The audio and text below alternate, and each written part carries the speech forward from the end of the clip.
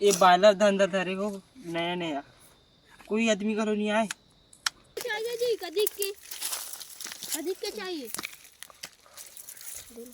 अरे लंडा एकर करके सरह रहती और खराब हो गए रहती। मोर का कोई ग्राहक नहीं आए झाट के आडला रहा घरों को नहीं बिके लौड़ा, बस में आगे का तो नहीं बिके लौड़ा के बाद काटा तो आ गया।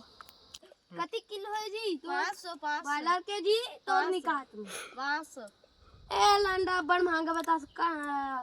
और वो फायरन के 100 रुपये।